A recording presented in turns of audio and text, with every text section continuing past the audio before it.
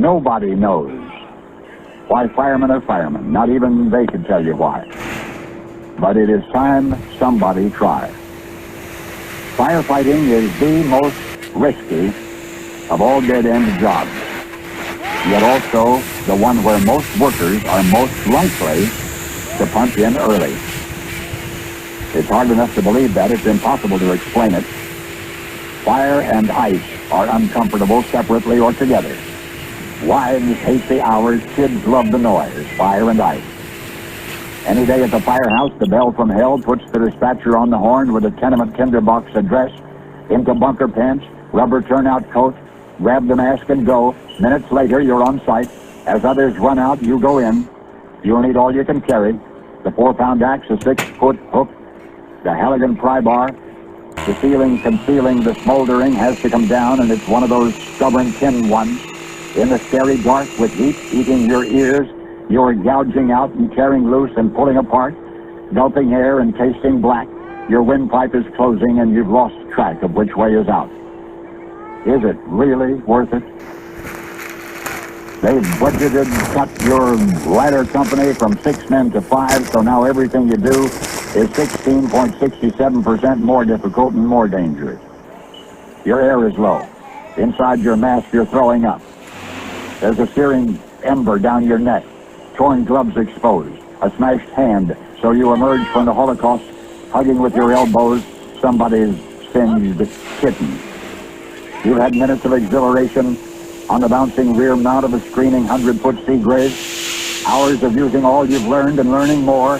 Now you're back at the station house, and you've unstuffed your nostrils with soapy fingers.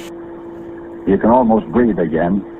Next come the tedious hours as you and Brillo gang up on grimy tools. The cleanup crew at the firehouse is you. When windows need washing and toilets need cleaning and floors need mopping and beds need making, you do it. Fire and ice. They both go with the job. Then there's that night another engine company gets there first. You see this wet-eared rookie hot-dogging ahead. His academy boots are still shiny. You lose him inside the crackling dark. You forget about him until your helmet warning bell says, get out. The battalion chief is calling you off. You get out. The other guy didn't. He'd heard a scream from the bottom of burning basement stairs, and he'd headed down there. When on the bubbling tar paper roof, the 3-ton compressor broke through. That day, we lost 2. Oh yes, firemen cry, but only briefly, because now comes the inevitable and ever more paperwork just in case OSHA complains or somebody sues. Is it worth it?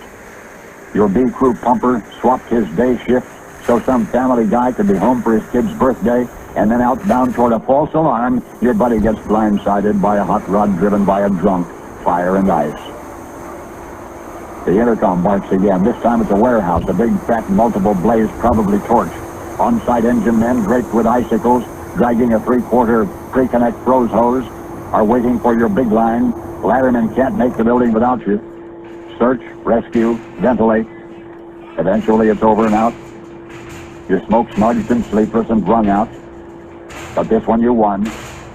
Behind graffiti-fouled walls you saved what you could, but the raging blaze that wanted to consume adjacent buildings did not.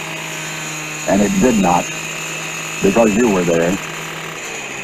Back at the firehouse before cleanup, you and the guys sit a spell, tired but stimulated, drinking coffee, laughing, feeling good about one another. Nobody outside your world can ever know this feeling. In any other uniform, you get streets named after you for killing people. In this one, you risk your life to save people until one day you run out of chances, and at one final fire, either you buy it or you don't. If you don't, it's only eventually to be brushed off with a puny pension. And yet there is no third way that you'd ever leave this job, and you're doubting even God knows why. You're out of the shower now. Most of the grime and some of the cynicism are down the drain when you hear a strangely familiar voice saying, "It is worth it. It is worth it." And you're hearing this voice, and there's nobody there but you. It's a quiet voice from nowhere saying, "For salvaging things and people from flames, I have to rely on your hands. All work for the same place, but you're all doing the same job, you're all going through the same thing. It doesn't matter. We all should operate the same way. If your buddy is on another team, so what? Your buddy is right here, right now. You guys are going to work together the rest of the day, and you guys need to communicate with each other. If you don't know each other, this is what we call the brotherhood.